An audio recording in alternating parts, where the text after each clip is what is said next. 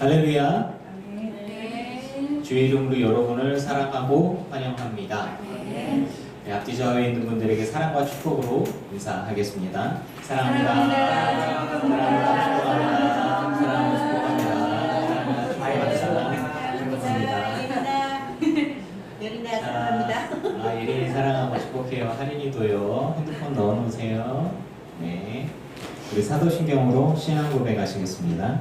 전능하사 천지를 만드신 하나님 아버지를 내가 믿사오며 그 외아들 우리 주 예수 그리스도를 믿사오니 이는 성령으로 잉태하사 동정녀 마리아에게 나시고 본디오 빌라도에게 고난을 받으사 십자가에 못 박혀 죽으시고 장사한 지 사흘 만에 죽은 자 가운데서 다시 살아나시며 하늘에 오르사 전능하신 하나님 우편에 앉아 계시다가 저리로서 산자와 죽은 자를 심판하러 오시리라. 성령을 믿사오며 거룩한 공회와 성도와 서로 교통하는 것과 죄를 사하여 주시는 것과 몸이 다시 사는 것과 영원히 사는 것을 믿사옵나이다. 아멘.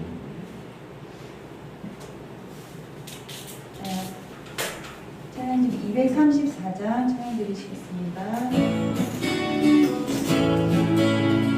나의 남자 마지막을 주께서 기뻐하시고 자신 일에 큰 기쁨을 느끼게 하시는도다. 내가 주처 무료할 때 주에게 힘이 되시고 아름다운 하늘나라 내가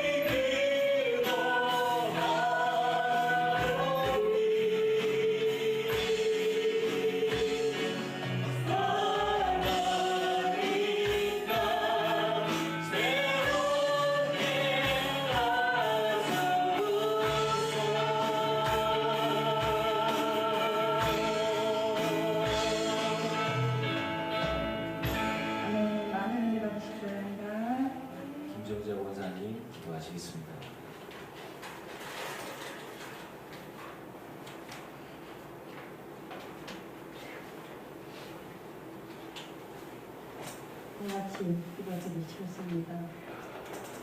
올해의 시작이 엊그제 같은데 한여의 질관이 지나고 한여름 삼복도의 우리 모두의 건강을 지켜주시고 저희를 주님의 형상대로 지으시고 지혜와 능력을 주시고 자비로 우리의 지혜를 용서하시고 구원하여 주신 주님의 은혜에 감사와 영광을 드리며 우리의 삶이 언제나 주님 보시기에 흐뭇한 삶이 되기를 원합니다. 우리 요즘 목사님께 성령의 빛을 비춰주시고 사랑과 은혜가 넘치는 교회가 되게 하여 주셨고 성도님들 모두가 주님의 말씀으로 사는 것가 되게 하여 주시옵소서.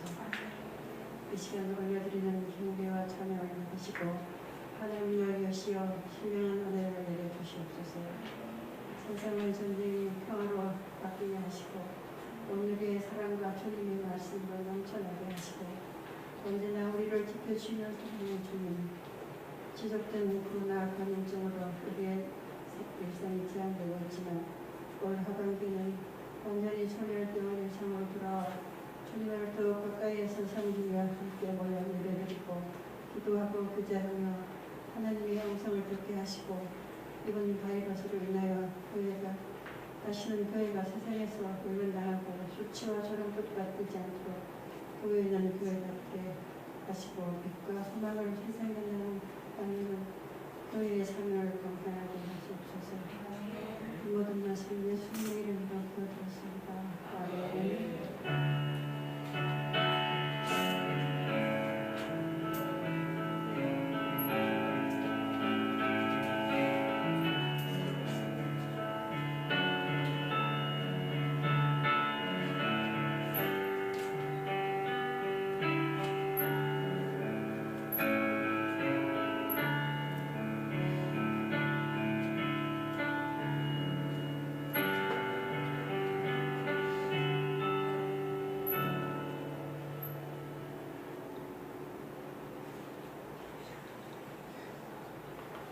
할렐루야. 주 이름도 여러분을 사랑하고 환영합니다. 김희용 집사님이 부셔서 못 온다고 연락이 왔고 좀 문안 전화, 신방 전화 좀 해주시면 좋겠고요.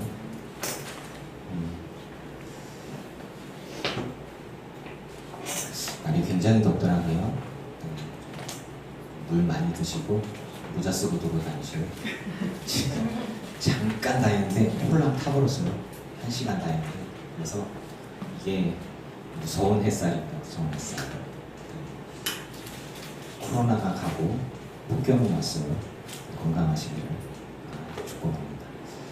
말씀 보시겠습니다. 마태복음 13장이에요. 마태복음 13장 24절에서 30절까지 말씀, 그리고 36절에서 50절까지 말씀입니다.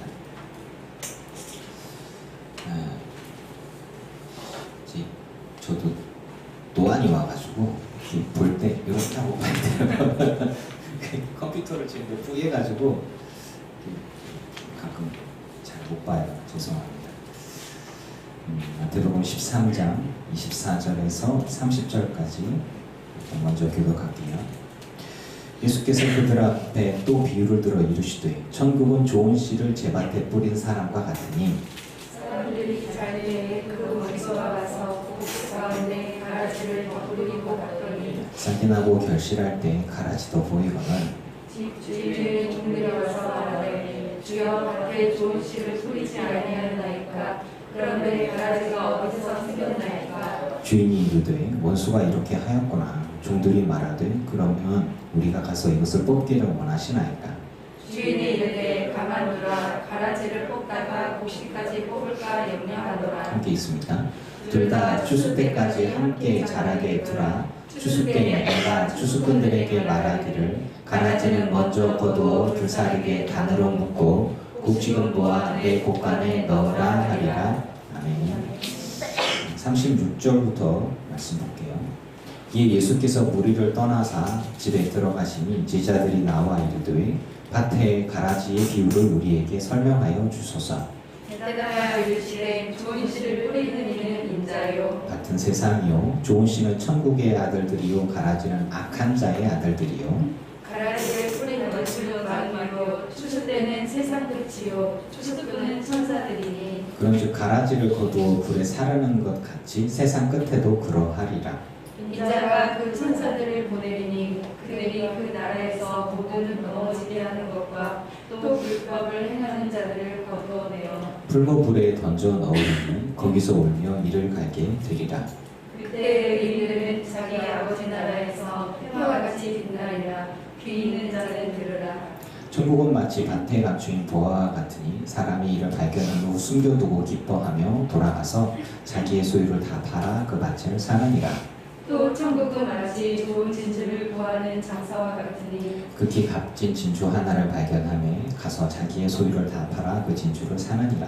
또 천국은 마치 바다에 치고 각종 물고기를 모으는 그물과 같으니 그물에 가득함에 물가로 끌어내고 앉아서 좋은 곳을 그릇에 담고 못된 곳은 내버리느니라. 세상 끝에도 이러하리라. 천사들이 와서 의인 중에서 악인을 갈라내어 함께 있습니다.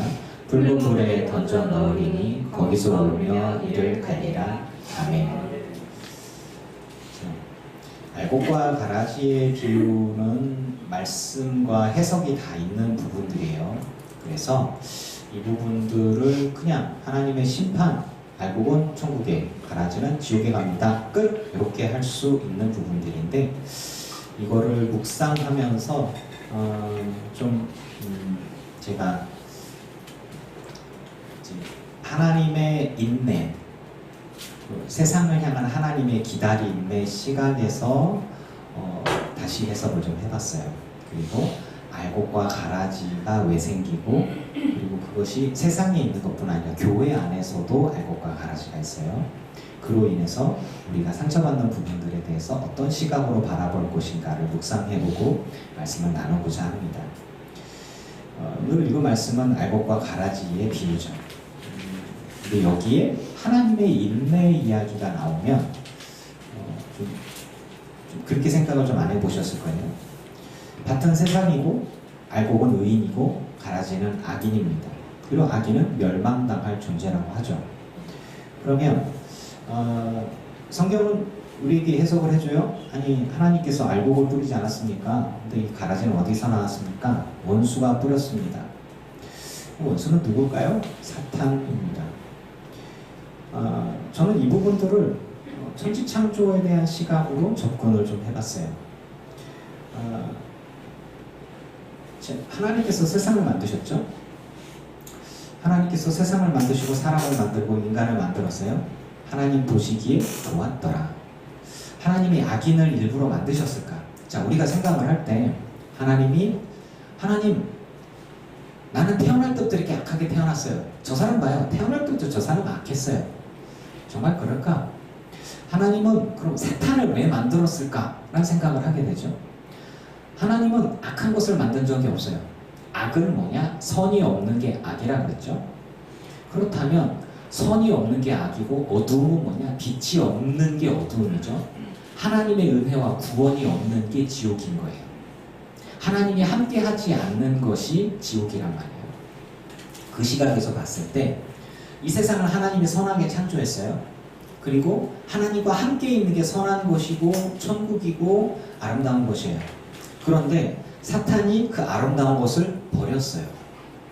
선한 것을 버리고 하나님을 버렸어요.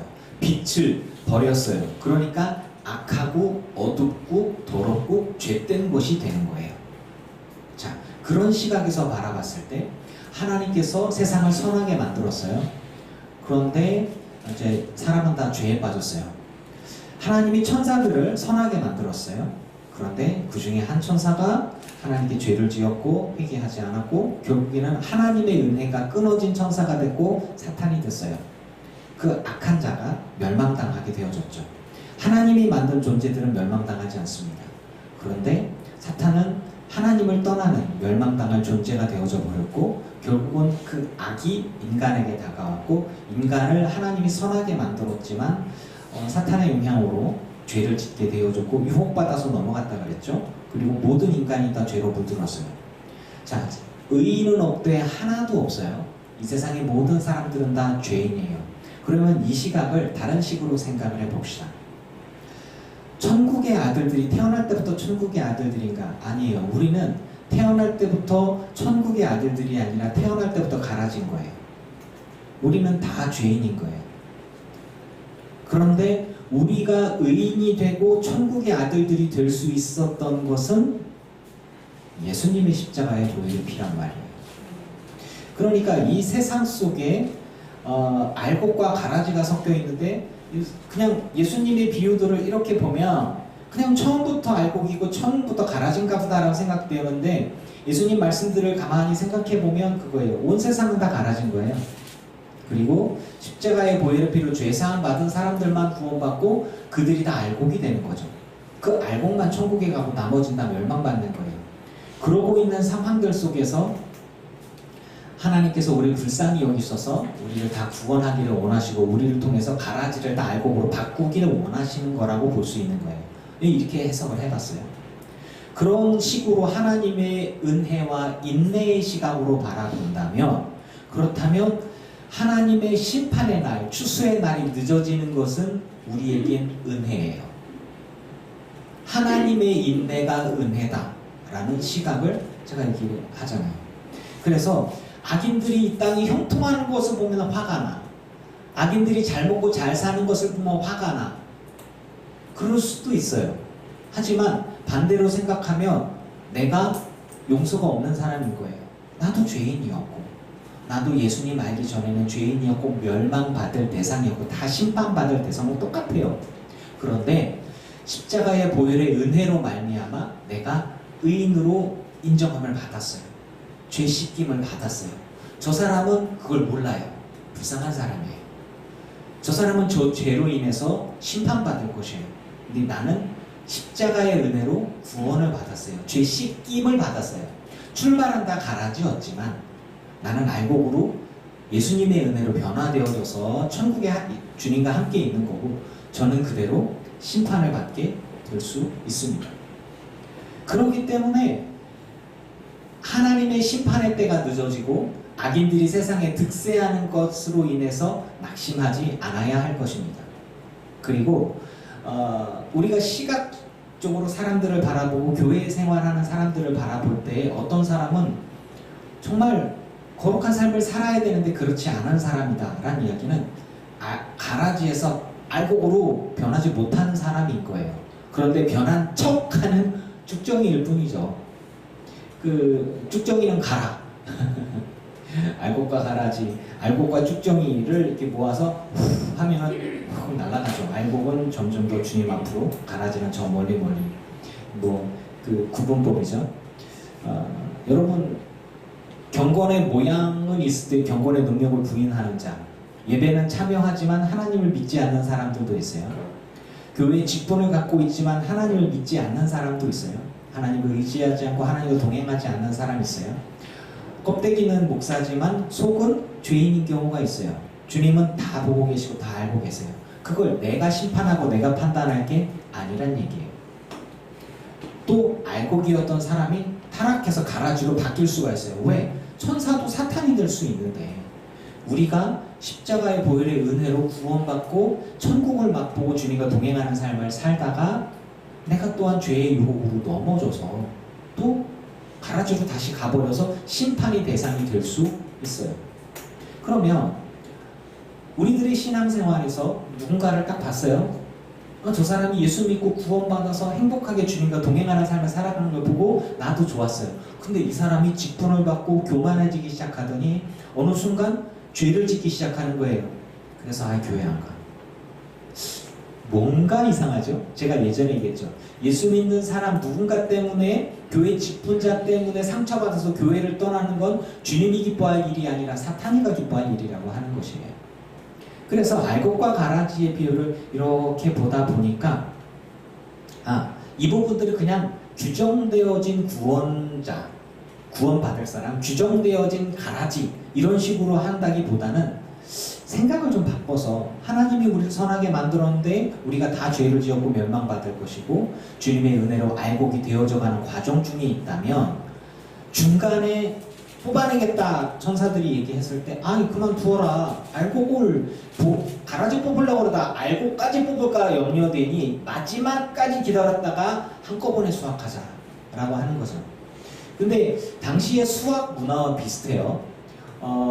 수학할 때쯤 되면 제초 기술이 그닥 좋지 않았으니까 알곡들이 쫙 있고 피는 이렇게 쭉 하고 위로 올라온단 말이죠. 그러면 사람들이 가서 그것들 먼저 뽑아요. 그러고 나서 한꺼번에 딱 모아갖고 쭉쭉쭉 해서 빈단 말이죠. 이렇게. 그래서 알곡들만 모여 있어야 되는데 다른 것들이 섞여서 들어오면은 이렇게 빵을 만들거나 음식을 하기에 불편하잖아요. 그러니까 그런 순서 같은 것들에 대한 문화가 담겨 있는 것일 수도 있습니다. 그래서 가라지를 걷어서 불에 사르는 것 같이 세상 끝도 그러하다. 근데 재미있는 게 나와요. 뭐냐면 41절에 2000년 전에 나왔던 이야기라고 하기에 지금 우리에게 너무 잘 적용이 돼. 뭐냐면 저는 보면서 그냥 너무 재밌어서 웃었어요. 저만 재밌는지 모르지만 그 천사들을 보내리니 그들이 그의 나라에서 함께 읽을까요? 시작. 모든 넘어지게 하는 것과 또 불법을 행하는 자들을 거두어내어 라고 되어 있어요. 여러분 넘어지게 하는 건 뭘까요? 우리 교회 다니면서 신앙생활하면서 무엇 때문에 넘어져요? 여러분 사람 때문에 넘어집니다. 예수님이 여러분 넘어지게 하는 거 없어요. 목사 때문에 많이 자빠져요. 큰일 났어요. 교회 직분자 때문에 많이 자빠져요. 큰일 났어요. 그런데 이런 사람들 지옥에 떨어집니다. 2000년 전에 이렇게 예언이 되어 있어요.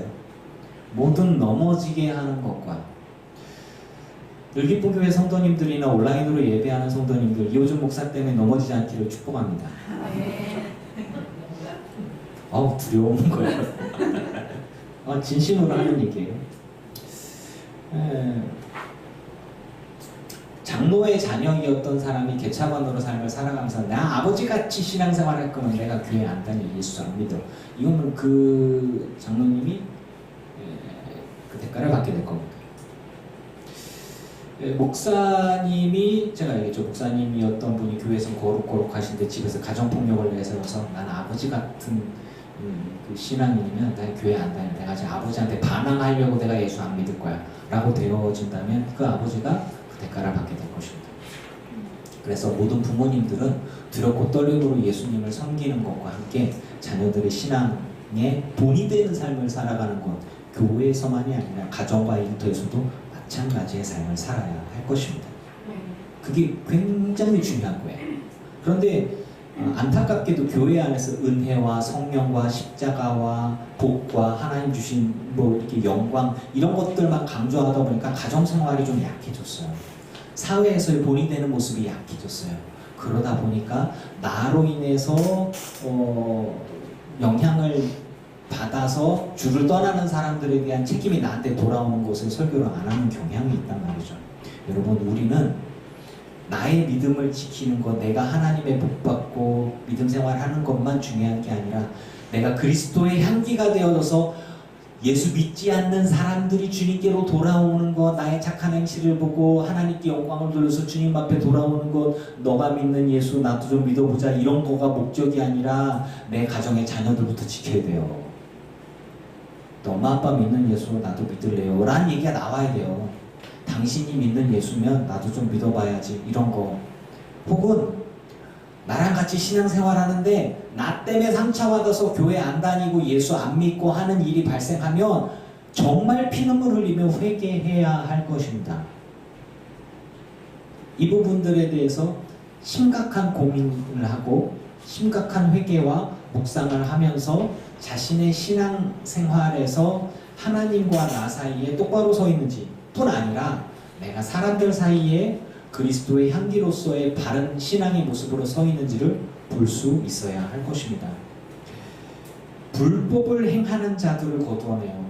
불법은 여러 가지가 있죠. 하나님의 법을 떠나는 게 불법이니까 그게 다 죄인데, 그런데 이것들을 뭉뚱그려서 저는 그리스도의 향기를 바라지 못하고 하나님이 기뻐하지 않는 삶을 살아가는 사람은 심판을 받게 될 것이고, 그것이 가라지였던 멸망받을 사람이 알곡이 되는 과정 중에 좋은 영향력을 끼치는 사람이 당연히 사명자고 사역자인데, 반대로 알고 기었던 사람을 실족시켜서 가라지로 만들어서 심판받을 사람으로 바꾸어버리는 것은 그 목에 돌멩이 달았고 물에 빠져 죽이는 게 오히려 나을 정도로, 왜냐면 내가 그 사람을 목매 달아서 물에 풍덩 빠져 죽이면 그 사람 순교자가 되고 천국에 가겠지만, 내가 저 사람 실족해갖고 하나님을 떠나게 만들어서 그 사람이 하나님 앞에 죄를 짓고 그 사람이 자기 죄로 인해서 멸망당한다면 그거는 내 책임이라고 본다면 그 죄를 내가 다 어떻게 다 감당을 하겠어요. 이 부분들에 대해서 두렵고 떨림으로 우리는 우리들의 삶과 언어와 행실들을 돌아볼 수 있어야 하겠습니다. 말씀들에서 보면 이제 오늘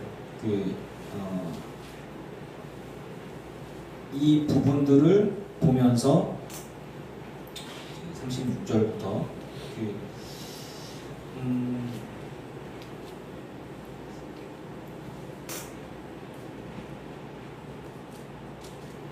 하나님의 인내에 대한 생각들을 좀 해보게 됐어요. 그러니까 처음부터 가라지이고 싶은 사람은 없을 거예요. 그런데 하나님의 나라에서 넘어지게 하는 사람, 불법을 행하는 사람이 있다면 심판받고 가라지라고 되어질 텐데, 제가 여러분들께 말씀을 드렸죠. 교회 다니면서 사람 때문에 실족해보지 않은 사람, 낙심해보지 않은 사람이 몇 명이나 있을까를 반대로 생각을 해봤어요. 제가 여러분들께 물어봤어요. 여러분 교회 다니면서 교인들 때문에 실족해본 적 있지요? 조용히 끄떡끄떡. 안타깝게도 목사가 여기 있으니까 목사 때문에 실족해본 적 있지요? 끄떡끄떡. 이거는 사실은 영린인 것 같아요. 그러니까 영린은 건드리면 안 되는 부분들. 그러니까 이제 용의 거꾸로 된 비늘, 거기 건드리면 불과 지어내는 거, 이게 그걸 영린이라고 그러는데, 제가 목사니까 목사를 건드리는 거예요.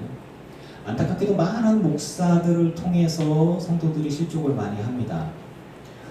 제가 존경하던 많은 사람들, 존경받던 큰 목사님들이 저지른 죄악이죠. 그것들, 돈을 위해서 성적인 문제라든가, 혹은 자기의 욕심이죠. 자기의 아들에게, 자녀에게 교회를 물려줘서, 교회가 기업이에요, 기업? 그걸 물려주느라고 이렇게 불법을 행해요. 그리고 법적으로 법정 다툼을 하고, 그리고 어떤 기득권을 누리고, 그리고 또 그것으로 인해서 그 뒤로 자기가 누리던 교회 안에서의 정치나 교회 안에서의 경제적인 부분들을 불법적으로 행했던 부분들을 감추기 위해서 자기 아들을 내세운다든가, 이런 부분들을 교인들이 알게 되어졌을 때 교회가 굉장히 힘들게 되어지는 것을 볼 수가 있었어요. 그때 그 부분들은 어느 누구도 건드리지 못해요. 왜냐하면 성도들이 건드렸다가는 욕먹고 쫓겨나죠. 사실 그렇잖아요. 또 목사들도 감히 그런 부분들을 비판하지 못합니다. 근데 전 이 말씀들을 묵상하면서 이 생각들을 해보는 거예요. 원수가 우리를 무너뜨리기 위해서 일하는 방법들 중에 신뢰할 만한 사람, 믿을 만한 사람들을 무너뜨리고 그 사람이 무너지고 그 사람이 잘못하는 것들을 보면서 나머지 사람들이 영향을 받아서 다 자빠지게 하고 하나님을 떠나게 하는 일들. 우리나라 언론 신뢰도가 상당히 낮은 편인데, 언론을 통해서 목사가 죄 지었다면 그렇게 신나게 떠들대. 정말. 실제로요, 우리나라 큰 종교계, 불교계, 카톨릭 계열, 개신교 계열, 이렇게 군대 가면 기불천이라고, 기독교, 불교, 천주교 이렇게 얘기를 하죠. 근데 이 커다란 세 개의 그룹들 가운데 개신교에만 특별히 돈 문제나 성 문제나 그 종교 지도자들이 큰 죄를 범하냐, 통계 수치로 보면 꼭 그렇지 않아요. 그런데 기대가 높아서 그런 건지 몇몇 어떤 사람들이 저지른 잘못들에 대해서 언론에서 뻥튀기가 되어져 가면 드러나지 않는 다른 종교들에 있는 사람들의 일들은 그냥 말 그대로 중간을 가는 거예요. 드러나지 않는 건 중간을 가는 거고, 그리고 나머지는 이렇게. 그래서 굉장히 안타깝게 생각을 하는 거예요. 가톨릭 같은 경우에는 하나의 교회이고, 그리고 재정권도 다 하나로 이어졌어요. 그래서 문제가 생기면은 언론 대응을 할 수 있는 여력이 충분합니다.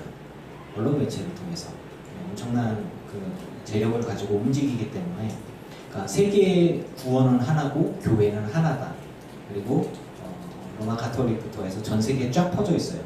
그래서 교황을 통해서 매주마다 교지가 내려면 전 세계에 쫙 퍼집니다. 그걸 가지고 묵상을 하면서 각 교회의 신부님이 설교를 하는 거예요. 모든 매주마다 모든 설교가 다 똑같아요. 네, 그런 식으로 가요. 그리고 한국 안에서 어떤 문제가 발생하면 그런 것들이 다 위로 해서 저 위에까지 다 올라가요. 그런 부분들에서 대응을 굉장히 잘하는데 개신교회는 각자 도생이에요. 그러니까 각자 대응을 해야 돼. 그런 여력들이 언론을 대응하는 거나 혹은 어떤 소송이나 문제들을 대응을 할 때 여력이 부족하기 때문에 잘했다는 게 아니에요. 하지만 통계적으로 봤을 때 다른 교단들에 비해서 좀 약한 편이에요.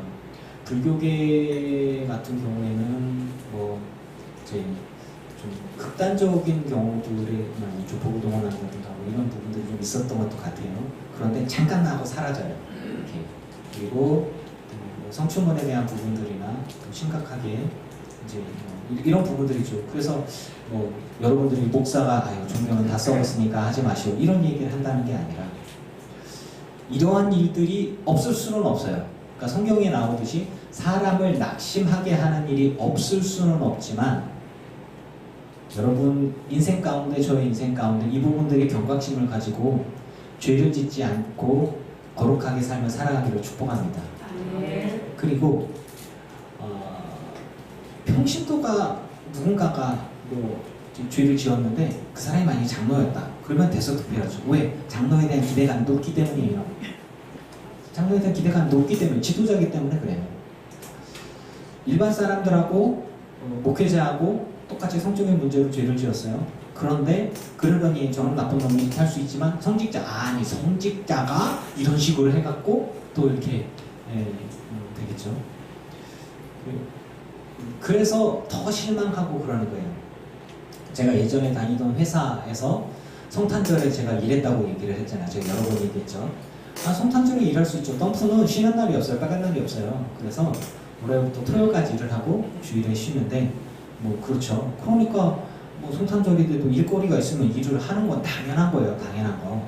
그런데 제가 화가 나고 배신감에 부들부들 떨었던 건 나는 그리스도인이니까 성탄절에 쉬게 해달라고 그랬는데 자기들은 성경 끼고서 교회 가고 나보고 일하라고 이렇게 하는 그런 일이 있으니까 제가 두고두고 얘기하잖아요. 나 평생 얘기할 거야 나는. 뒤끝이 되게 많아요. 평생 얘기할 거야. 성탄절에 목사를 일시켰다고 진짜 뒤끝 장렬이죠. 그런 거란 말이에요.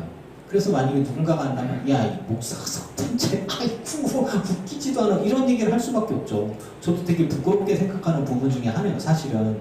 그런데 안 잘리려고 그랬었는데 이번에는 좀 버티고 했어야 되나 싶기도 하고 이렇게 그런 부분들이죠. 그러니까 그런데 똑같이 누군가가 주일을 범하거나 성탄절을 범하거나 누군가 그런 일이 있더라도 목사가 그런 일을 행했다고 하면은 여러분 받아들이겠습니까? 아니죠. 이렇게 그러면 그것들을 바라볼 때에 상처가 된단 말이에요.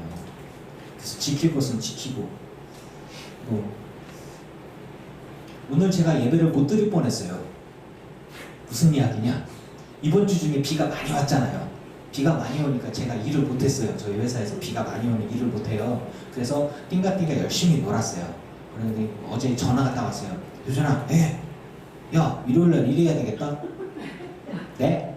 일요일날 다 일하는 사장이 주중에 너무 쉬워가지고 이거 매출이 안 되고더니 월급 주기도 그러니까 일요일날 나와서 일해라. 오늘 다 나오기로 했어. 그런 거예요. 그래서 나는 이 일 안 하는 조건으로 들어갔는데 야 그런 게 어딨어 힘들 때 나와서 해야지. 그래서 야 부장 내가 사장님한테 얘기를 했어. 걔는 교회 가니까 일요일 날 빠져야 됩니까? 사장님이 불교인이거든요. 아니 교회 가도 하루 못 빠지냐고. 제가 심각하게 고민을 했어요. 그랬더니 부장님이 그러는 거예요. 야 사장이 어쨌든 다 나오래. 그러면서 뭐 교회 하루 빠지는 게 뭐 대수냐고. 나한텐 대수인데 큰일 났는데. 그러면서 제가 주변에 10년 동안에 제가 뭐 하는 사람인지를 얘기를 한 명한테 얘기했다고 그랬죠. 근데 그 한 명이 감옥 가 있잖아요. 저 실컷 놀리고 하여튼 술 먹을 때 맨날 한 잔만 먹어봐, 입에만 대봐, 따라만 줘봐. 아, 얼마나 괴롭히는지 몰라요. 그냥 그분 술 먹을 때 나 옆에서 콜라 먹느라고 콜라배가 이만큼 나와서 콜라 먹으면 뱉어봐. 하여간 그래요. 아니 그래서 아니 목사님 얘기를 하지 말아야지. 아주 그냥 아니 불편해. 이제 그렇단 말이죠. 그러니까 부끄러운 게 아니에요. 제가 목사인데 절대 부끄럽지 않습니다, 여러분. 그러나 이거를 밝히는 경우엔 아주 불편한 일들이 발생하더라고요. 그러니까 저를 편안하게 사람들이 대하지 못해요. 그러다가 결국에는 오늘 무조건 나오라는 거예요. 그러니까 제가 사장님한테 전화를 했죠. 사장님, 제가 10년 동안 이쪽 일을 하면서 한 명한테 얘기했는데 그 한 명은 감옥 갔고 그 얘기를 했어요. 그리고 아무도 모릅니다. 우리 부장님도 모릅니다. 비밀을 하나 있는데요. 제가 일요일날 일을 못합니다. 아니야, 나와서 일해야 돼. 제가 사실 목사입니다. 목사가 일요일날 빠지면 교회는 어떻게 합니까? 제가 맡은 일이 있어서 못 간다니까요. 그러니까 사장님이 근데 한동안 한 3초 동안 말을 못해. 그랬더니 그치 목사가 일요일날 빠지면 안 되지. 안 되거든요. 네. 아유 딴 나라. 그래갖고 우리 사장님이 이 비밀을 지켜주시면 말씀을 드리겠습니다. 그러면서 얘기를 했어요. 이게 그러면서 근데 저녁 때 또 전화하니까 우리 부장님이 얘기하는 거야. 야, 내일 일하는 거 다 뺐어. 안 해. 일이 안 돼. 야, 그럼 형 어떻게 된 거야? 그랬더니 뭐 내가 너한테 얘기할까 말까 하다가 일을 다 뺐어. 그럼 난 속으로 좀 더 버틸 걸 그랬나. 괜히 얘기했는데 이제 일은 안 하고 사장님만 아는 거죠. 이제 이 사장님 입이 가벼움을 이제 사람들 다 아는 거고. 제 이야기를 이제 여러분과 함께 웃으면서 얘기하려고 하는 것 중에 하나는 뭐냐면, 제가 이제 제 행동 거지에 만약에 문제가 생기잖아요. 실수를 하게 되잖아요. 그러면 평소에 저를 바라보던 것과 달리 아유 저거 목사인데 저거 아유 이렇게 나온단 말이죠. 그러면 전도의 문이 막히는 것뿐 아니라 그 조용히 교회 다니던 사람들의 신앙까지도 무너지게 되는 겁니다. 그러니까 저가 만약에 욕을 하고, 저가 만약에 실수를 하거나 잘못된 행동을 하고, 저가 만약에 직장 생활하면서 이기적인 행동을 했다라고 되어지면은 아유 저놈 새끼 저거 싸가지 없는 놈, 저놈 새끼 나쁜 놈 이렇게 되다가 거기에 하나가 더 저 목사라는 게 저게 그냥 확 이렇게 되어져 버린단 말이죠. 저만 그럴까요?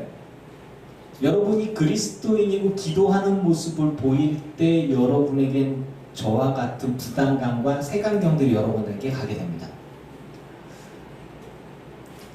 식사 시간에 기도를 하는데 두 사람의 크리스찬이 있어요.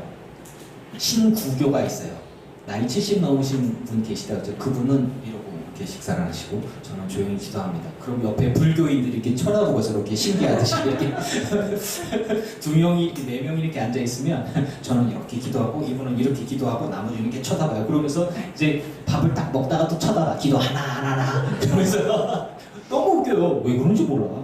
그러면서 이렇게 그 형님이 이 기도를 안 하면 왜 안 해? 왜 안 해? 왜 이러면서 뭐를? 그랬더니 뭐 이거 해야 될 거 아니야? 왜 안 해? 그래서 이거 할 때도 있고 안 할 때도 있는 거지. 뭐 이렇게 하는 거야. 이거 그 가짜로 댕겨, 가짜로 댕겨. 그러면 조용히 하고 깨물어 먹어요 이렇게. 제가 기도를 하나 이렇게 지켜보고 이렇게 내가 목사란 걸 얘기를 해봐. 내가 만약에 기도도 안 하고 밥 먹어봐. 아이고 목사님 기도 안 하고 밥 먹는데 그렇게 된다고 이제. 큰일 났어 이제 어떡하지.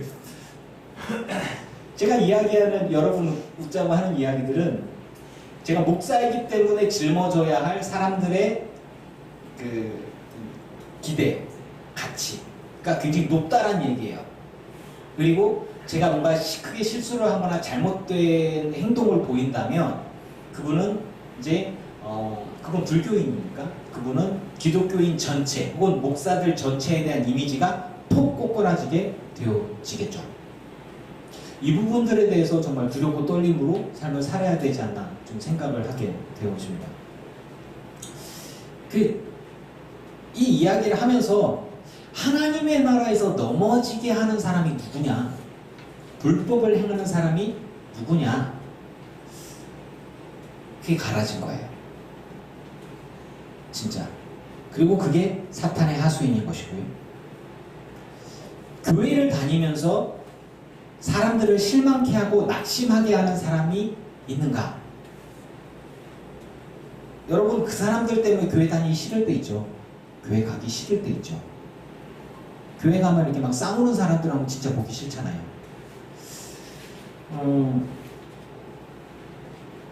저는 여러분들께 얘기합니다. 교회 안에서 알곡이 아닌 가라지를 보게 될 때, 교회 안에서 알곡이 아닌 쭉정이를 보게 될 때, 누가 봐도 저건 쭉정이야, 저건 가짜야. 교회 안에서 목사를 보는데 저거는 가짜 목사를 보게 될 때, 교회 안에서 직분자를 볼 때 저건 껍데기만 직분자지 저건 믿음이 하나도 없어, 저건 불신자보다 못한 나쁜 놈이야 라고 하는 그런 사람을 보게 될 때, 여러분, 열받는다고 예수를 떠나고 교회를 떠나고 신앙을 버리는 게 아니라 그 사람을 불쌍히 여기시기를 바랍니다. 성경적으로 분명히 가라지요. 예. 교회 직분자라도. 그럼 제가 얘기할게요. 하나님이 바보입니까? 우리가 보기에 가라진데 그 마음 중심을 보시는 하나님께서 그 사람을 알까요? 모를까요? 더 잘 알아요. 더 잘 알아요. 저 사람이 죄를 막 짓는데 부자야. 돈도 잘 벌어. 잘 먹고 잘 사는 것 같아. 건강하고 아무 문제 없는 것 같아. 근데 나는 가난하고 아프고 문제 있는 것 같아. 하나님이 바보입니까? 여러분이 믿는 하나님 바보예요? 아닙니다. 모든 걸 다 보시고 모든 걸 이해하시고 다 사랑하시고 인내하시는 하나님 아니십니까? 그 하나님을 믿는다면 참음으로 기다릴 수 있는 성도가 되기를 축복합니다. 심판할 때는 분명히 있습니다. 하지만 하나님이 오직 인내하면서 기회를 많이 주고 있는 거예요. 그것이 완전 악한 사람들에게만이 아니라 중간에 걸쳐갖고 양다리 걸치고 있는 사람들에게까지도 말이에요.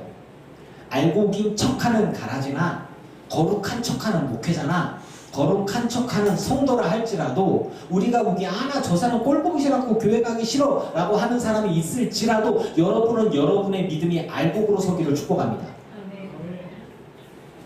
그 사람이 가라지로 쓰임받아서 뽑혀서 심판받기 전까지 그 사람이 교회를 잘 다니고 성공하고 잘 되는 것 같아도 하나님이 그 사람에게 기회를 주고 인내하신다는 것을 생각한다면 그 사람을 불쌍히 여길 수 있는 마음, 하나님을 사랑하는 신뢰와 하나님을 향한 그 믿음이 흔들리지 않을 수 있을 것입니다.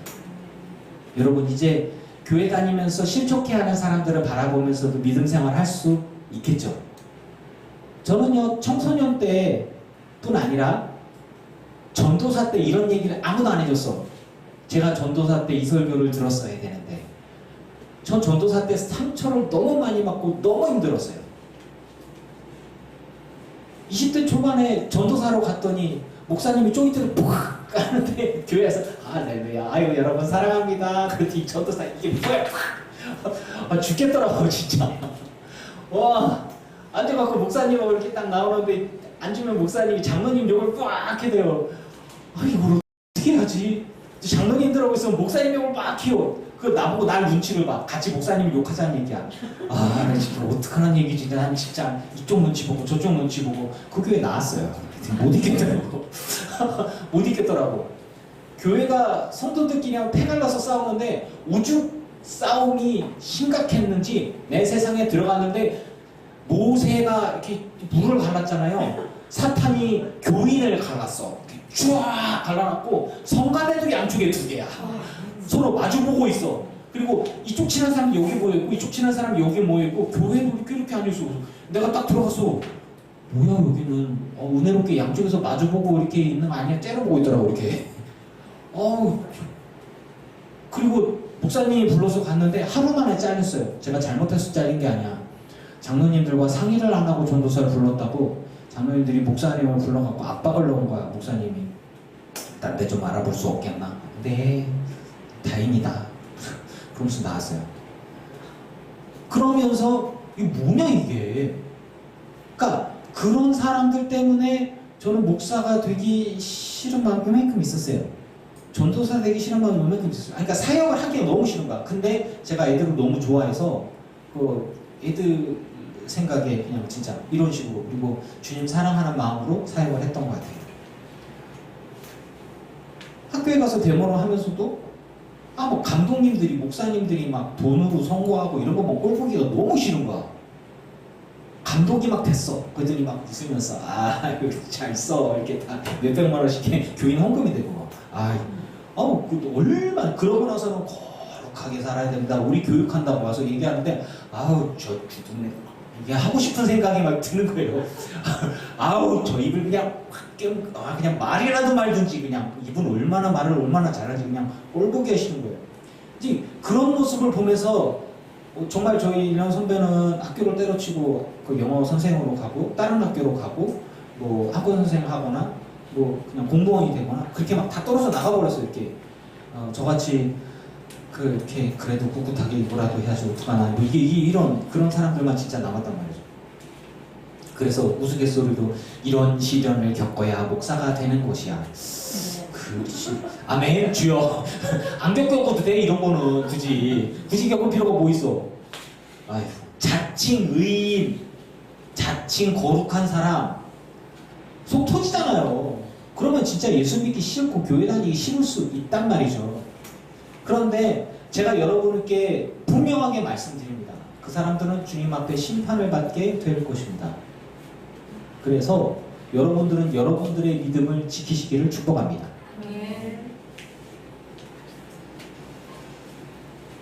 사람을 보고 낙심하는 것은 사탄의 즐거움이에요. 그런 것들에 여러분이 동참하지 않기를 축복합니다.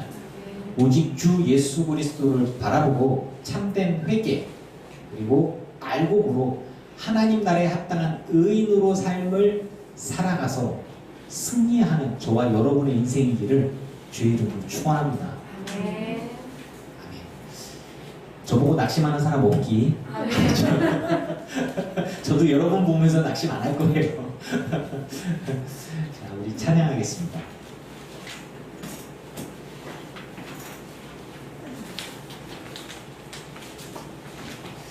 오늘 찬양하고 설교하고 진짜 잘 받지 않아요? 네. 아니 나의 백성이 겸비하여 내게 기도하며 나의 얼굴을 구하여서 악한 길 떠나면 죄를 사하고 땅을 고쳐줄 것이다. 와. 우리 제일 비싼 최고. 아니 이렇게 연결시켜서 하잖아요. 찬양을 이제 저희 이제 그러니까 이렇게 하는데 234장 알고 235장 아니 236장은 별로 안 들어본 곡이라 찾아서 연습을 했죠. 근데 찾아서 연습했대요. 네, 가사도 너무 좋고 지금 이 현재 상황이랑 너무 잘 맞아 떨어지는 거예요. 지금 우리 네, 그래서 너무 좋았어요. 이 나랑 묵상하면서 정한 곡이 설교하고 맞았더라고서 매번 놀래. 진짜 은혜입니다. 어떤 사람이 얘기했던 명이 통하나? 그렇죠. 근데 저는 영에 관한 이야기들을 잘 안 해요. 네, 굉장히 조심스러운 부분들이라서 우리 하나님의 성령께서 우리 안에 역사하시고 인도해 주신 건 맞아요. 근데 잘 안 될 때는 쏙 빼놓고 잘 될 때만 얘기한단 말이야. 그래서 네, 236장 우리 찬양하겠습니다.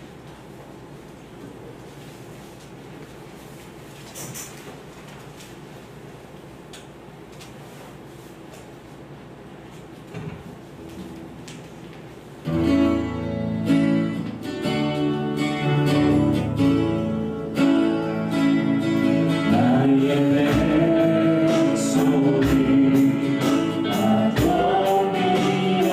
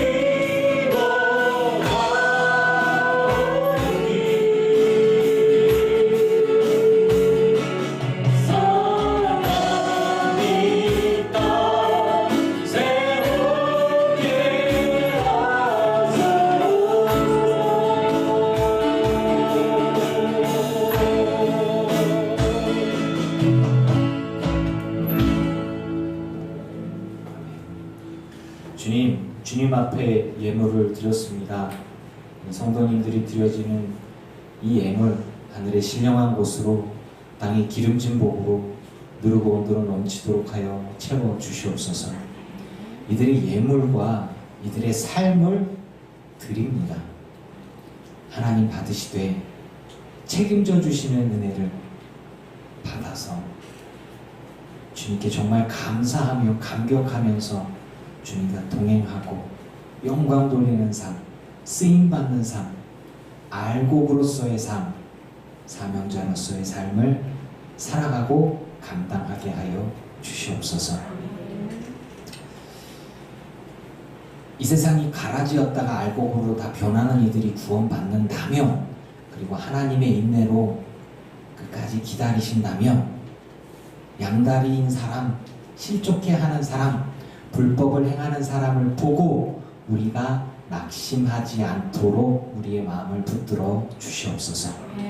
그들을 불쌍히 여기는 마음을, 자비의 마음을 허락하여 주시고, 우리가 먼저 하나님의 사랑으로 충만하게 서게 하여 주시옵소서. 사람에 대한 기대가 클 때 실망도 하고 낙심도 합니다. 주님, 하나님의 사람인 줄 알았는데 어느 순간 쭉정이뿐이었던 사람들을 바라보면 낙심할 수도 있습니다. 또 교회 직분자였던 이가, 교회 직분자인 사람이 악을 행하는 모습을 보고 낙심할 수도 있고, 사탄이 그런 것들을 이용해서 믿음의 사람들의 헌신과 충성을 못하게 많이 막습니다. 그러나 주여, 말씀을 묵상하면서 주를 바라보면서 그럼에도 불구하고 주님을 위해서 우리들의 삶을 드리고 충성하고자 할 때에 사람을 불쌍히 여기는 마음, 사람을 온전히 분별할 수 있는 마음, 그리고 그럼에도 불구하고 주님과 동행하면서 맡겨진 사명을 감당하고자 하는 우리들의 믿음을 주님 붙들어 주시옵소서. 그리고 끝까지 이 믿음의 길에 서서 넉넉히 승리하는 우리 모두가 되게 하여 주시옵소서. 지금의 시대는 쇠퇴의 시대입니다. 믿음도 쇠퇴하고 물질적으로도 어렵고, 그리고 정말 믿었던 사람들이 배신을 하기도 하고 낙심케 하기도 하는 혼돈의 시기입니다. 아버지여, 우리가 정말로 영적인 분별력을 가지고 사람을 믿지 않고 주만을 믿으며 승리하게 하여 주시옵소서.